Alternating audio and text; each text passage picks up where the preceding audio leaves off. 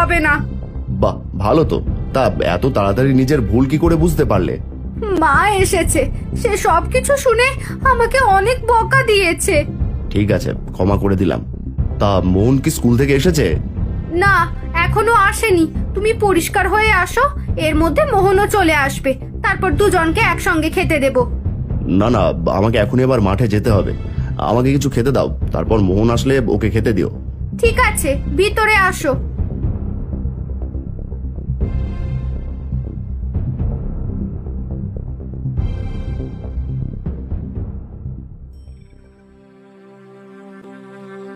বাবা মাধব, কেমন আছো?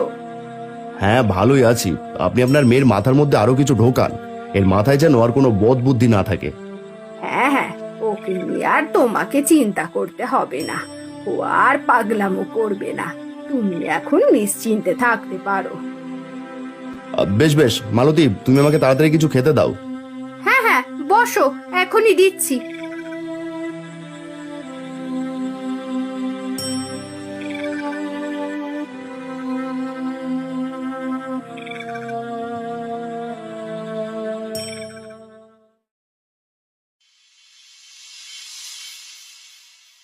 এরপর থেকে মাধব বাড়িতে থাকলে মালতী মোহনের সাথে ভালো ব্যবহার করে, কিন্তু মাধব বাড়ি থেকে চলে গেলেই শুরু হয় মোহনের ওপর নির্মম অত্যাচার।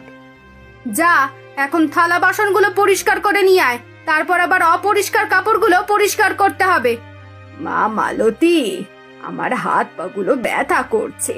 মোহনকে বল আমার হাত পাগুলো একটু টিপে দিতে। কিন্তু এগুলো করলে তো আজও স্কুলে যেতে পারবো না। স্কুল যেতে না পারলে না যাবি, প্রতিদিনের মতো তোর বাবাকে বল